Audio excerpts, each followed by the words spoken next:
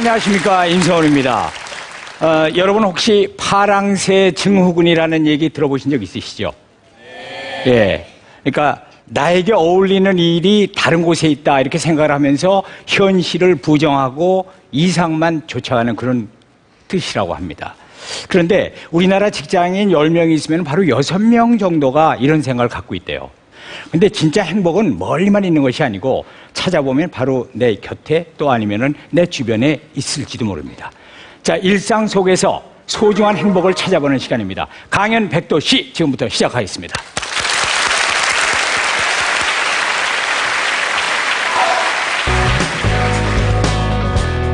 시각장애인 일반 중학교 국어교사 유창수.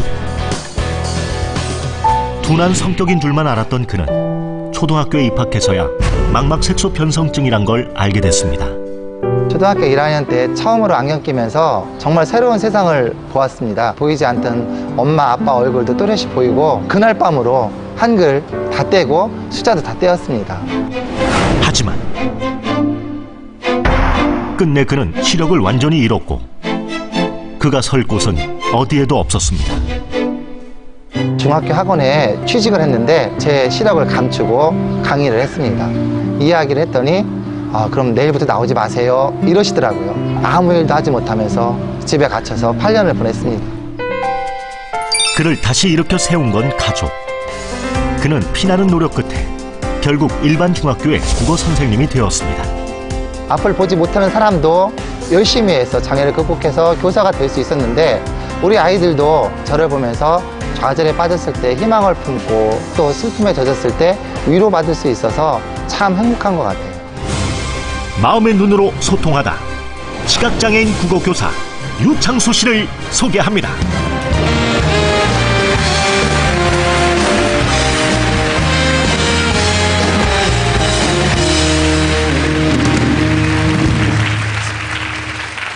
안녕하세요.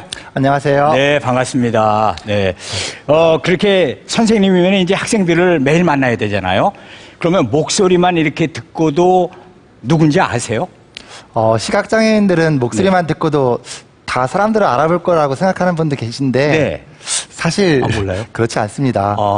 그래서 저는 우리 아이들에게 인사를 하거나 질문을 할 때는 네.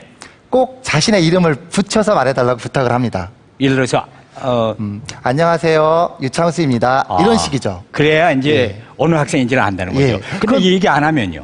가끔가다 그런 친구들이 있어요. 그럼 저는 그 친구들에게 네. 노래를 불러줍니다. 무슨 노래를 불러주십니까? 이름이 뭐예요? 전화번호 뭐예요? 이렇게 하면 이렇게 웃으면서 학생들이 안녕하세요, 누구누구입니다. 이런 식으로 얘기를 합니다. 참 그 좋은 방법이네요. 저만의 그렇죠? 비법입니다. 네. 그러면 오늘은 이제 우리 유창수 선생님께서 어떤 얘기를 해주시려고 이렇게 나오셨나요? 제가 시력을 완전히 잃어버리고 네.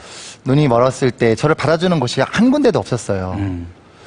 그래서 저는 그게 제 인생 최악의 순간이라고 생각했거든요. 네. 그런데 다 지나고 보니까 인생의 최악의 순간은 없더라고요. 그리고 그 최악의 순간에는 언제나 새로운 길이 열려 있더라고요. 네. 그래서 제가 최악의 순간에 새로운 길을 찾은 그 방법에 대해서 전해드리려고 나왔습니다. 네, 오늘 해주실 강연의 주제가 인생에 최악이란 없다라는 그런 주제가 되겠습니다. 자, 이 소중한 얘기 귀를 기울여서 같이 듣겠습니다. 저 잡아주시겠습니까? 앞으로 모시고 가겠습니다. 자, 여러분 박수로 강연을 부탁드립니다.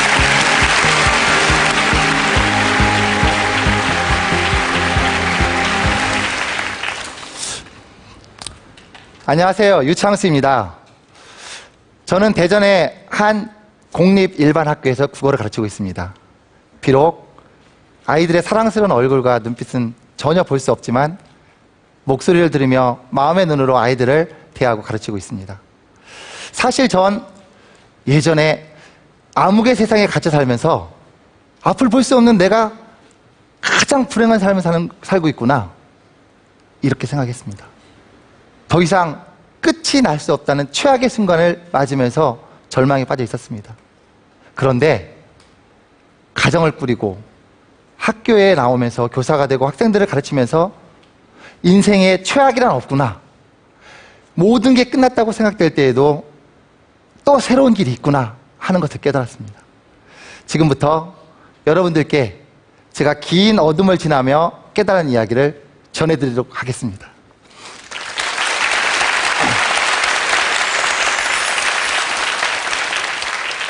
제가 어릴 적 세상을 보는 것은 남들과 좀 달랐습니다. 저는 충남의 한 시골에서 태어났는데 제 어릴 적 별명이 둔대발이였습니다. 충청도 사투리로 행동이 둔하다, 행동이 둔한 사람이라는 뜻입니다. 저는 밤을 주우러 가면 그냥 한 자리에 앉아서 밤을 지키고만 있는 거예요. 부모님마저도 우리 창수가 순하다, 좀 느리다 이렇게 생각을 하셨다고 합니다.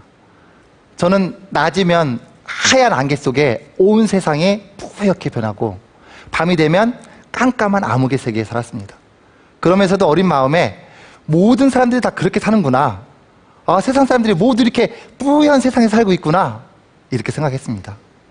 그런데 초등학교에 들어가면서 문제가 생겼어요. 교실을 찾을 수가 없었어요. 신발장을 찾을 수가 없었어요. 물론 제 책상도 찾을 수가 없었어요. 저 멀리 보이는 칠판 글씨는커녕 선생님 얼굴도 바라볼 수가 없었습니다. 그래서 3월달 한 달 내내 학교를 가지 않았습니다. 어머니께서 학교에 데려다 주시면 금방 도망을 치는 거예요. 그래서 어머니께서 그 사실을 알게 되셨고 대학병원에 가서 검사를 했습니다. 검진 결과 망막 색소 변성증. 이 아이의 눈은 망막의 색소세포가 망가져서 영상이 뇌까지 전달이 안 된다 하는 질병이었어요. 안경을 끼면 0.1의 시력은 얻을 수 있다고 합니다. 그런데 언젠가는 실명을 할 거라고 얘기를 했습니다. 저는 0.1이지만 0.1에 불과한 시력이지만 그 시력으로 새로운 세상과 만났습니다. 그동안 뿌옇게만 보이던 사물들이 보이기 시작하는 거예요. 엄마 아빠의 얼굴을 처음 봤습니다. 8살 때. 신장로에 다니는 버스도 처음 봤습니다. 정말로 새로운 세상이 열렸습니다. 신기한 세상이었습니다. 그래서 저는 그때 공부를 시작했죠. 안경을 끼고 첫날 한글을 모두 뗐습니다. 숫자도 모두 뗐습니다.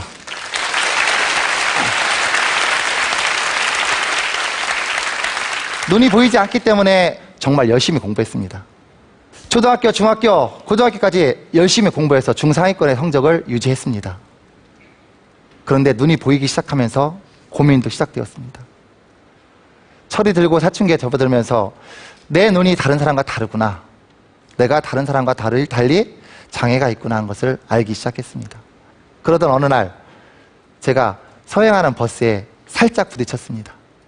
그것을 본 한 여자애가 이렇게 말했습니다. 어머, 쟤 안 보이나 봐. 사실 그 여자친구가 제가 좋아하는 사람이었습니다. 그 친구에게만 그 사실을 숨기고 싶었는데 그날 다 들통이 난 거예요. 어머니께 돌아와서 따졌습니다. 어머니, 왜 저를 이렇게 낳으셨나요? 이렇게 낳을 거면 왜 낳으셨나요? 어머님 가슴을 후벼 팠습니다. 사춘기 시절 내내 눈물의 나라를 지냈습니다. 그러는 저에게도 꿈은 있었습니다. 초등학교 3학년 때 저희 담임선생님께서 상냥하고 친절한 목소리가 좋았습니다. 나도 저런 선생님이 되고 싶다.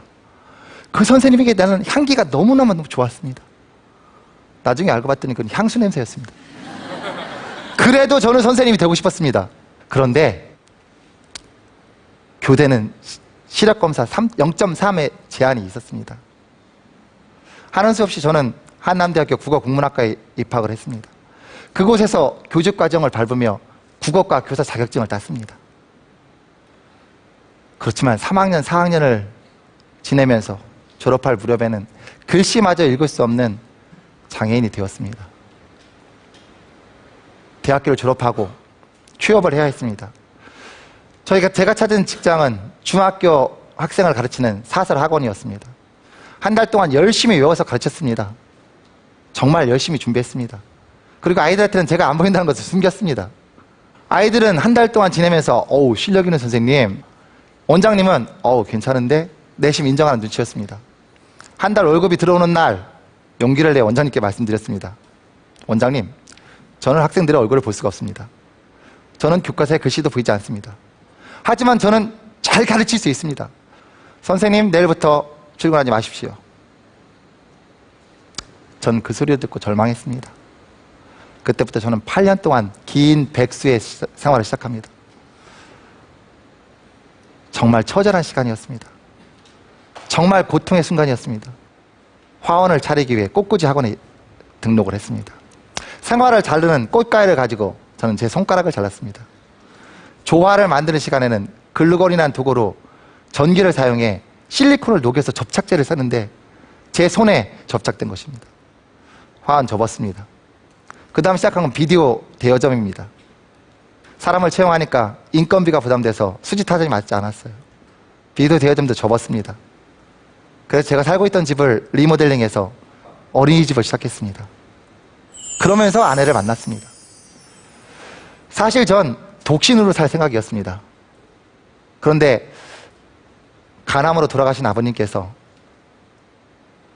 제가 장애가 있으면서 혼자 있는 것을 보고 돌아가시면서 한을 품고 돌아가셨습니다. 이젠 홀로 계신 어머님마저 그렇게 보내드릴 수는 없었습니다.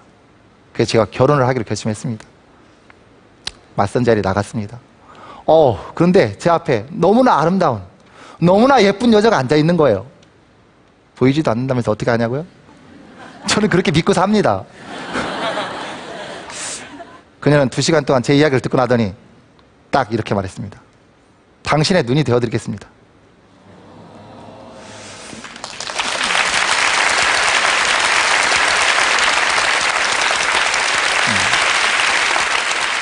그녀는 친정 식구들을 모두 설득하고 저와 결혼을 했습니다. 아내와 결혼을 하고 첫 딸을 낳았습니다. 둘째 딸도 낳았습니다. 순풍순풍 잘 낳았습니다. 그런데 인생은 참 아이러니합니다. 행복의 날이 시작되면서 저에게 또 다른 불행이 찾아왔습니다. 자영업을 시작하면서 얻은 부채의 원리금 상환이 돌아왔습니다. 시력은 이제 완전히 잃어 빛과 어둠만 구분할 수 있게 되었습니다. 아이들은 무럭무럭 커가는데 그게 부담이 되었습니다. 저 아이들을 먹여 살려야 하는데, 저 아이들한테 당당한 아빠가 돼야 되는데 우리 아이들은 장애를 가진 아버지를 받아들일 수 있을까? 두려움에 떨기 시작했습니다. 그래서 공황장애에 걸렸습니다. 죽을 것만 같았습니다. 심장이 멈추는 것 같았습니다. 그러던 어느 날 저에게 기적 같은 소식이 들렸습니다. 어느 날 라디오를 듣는데 라디오 프로그램에서 2006년부터 시각장애인이 일반 학교에 임용되기 시작했다는 것입니다. 0.3이라는 시력 제한이 철폐된 것입니다. 제가 그렇게도 꿈꾸던 그 선생님이 될 수 있게 됐습니다. 저는 그날로 공부를 시작했습니다. 공부를 하기 위해 컴퓨터를 배웠습니다. 왜냐하면 컴퓨터 화면에 글자가 뜨면 그걸 읽어주는 프로그램이 있기 때문입니다. 시각장애인도 공부를 할 수 있게 되었습니다. 그런데 여러 가지 우여곡절이 있었습니다. 가장 어려운 것은 국어 이문 교재가 없는 거예요. 아까 말씀드린 것처럼 제가 공부할 수 있는 방법은 한글 워드를 화면에 띄우면 컴퓨터 화면을 읽어주는 프로그램인데 화면에 띄울 파일이 없는 거예요. 아내와 가족들, 복지관까지 매달려서 파일 작업을 했습니다. 다른 사람들은 묵자책을 하루 만에 배송받을 수 있는 건 저를 8개월에 걸려 파일을 만들었습니다. 저는 열심히 들었습니다. 듣고 또 들었습니다. 그걸 8개월 동안 하고 시험을 쳤습니다. 2011년 1월 26일 임용고시 1차, 2차, 3차 과정에 최종 합격했습니다.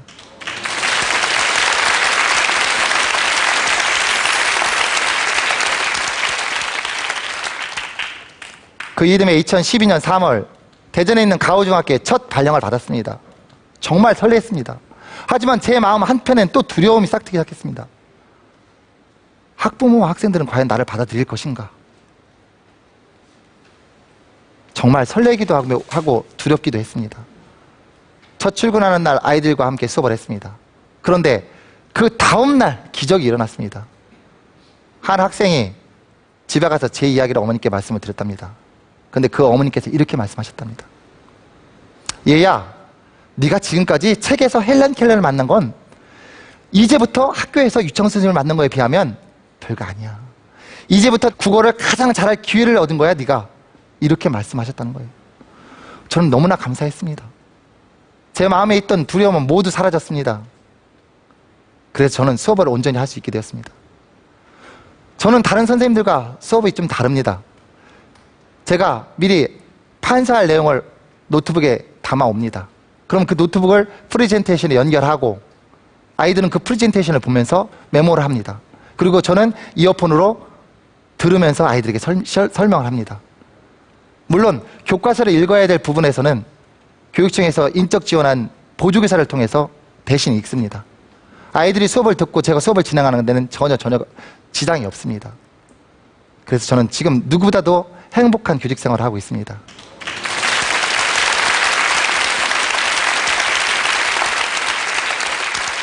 여러분들, 헬런 켈러가 이렇게 말했습니다. 행복의 문이 닫히면 또 다른 문이 열린다. 그런데 우리는 그 닫힌 문만 바라보면서 우리 앞에 활짝 열린 문은 보지 않는다. 사업에 망하셨습니까? 장애를 갖고 계십니까? 건강, 사업, 학업, 성적, 외모의 문이 모두 닫혀버려서 이제 모두 끝났구나.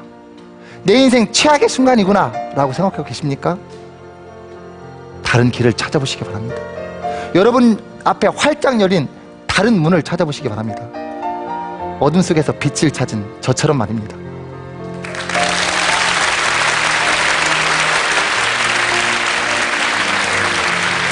지금까지 저의 이야기를 들어주셔서 감사드립니다.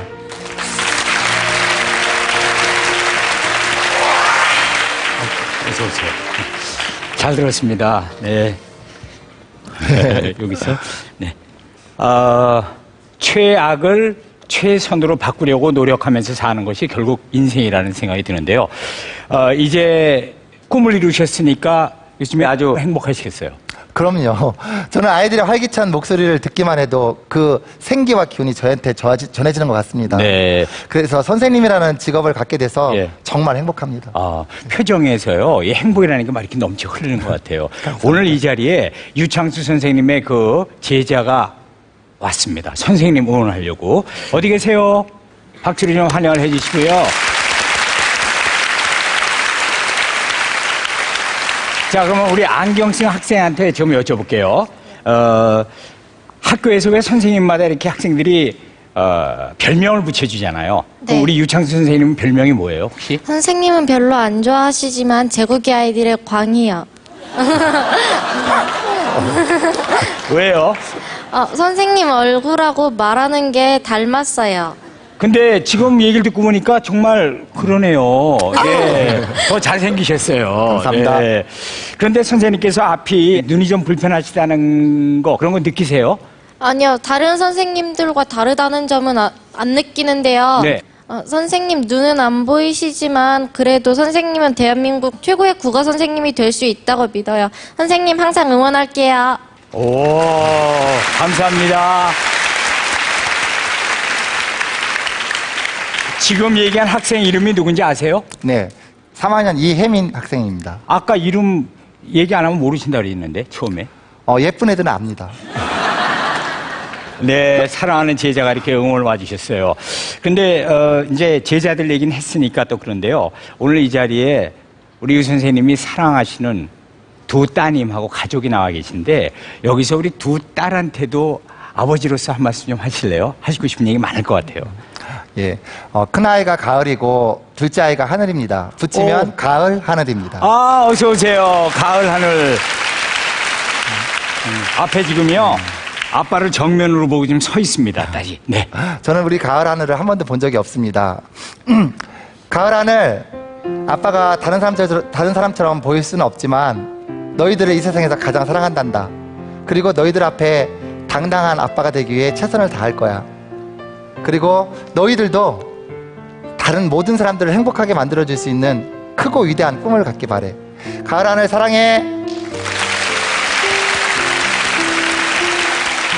지금 가을 하늘 두 딸이요, 아빠 쪽을 쳐다보고 사랑해요 그랬거든요.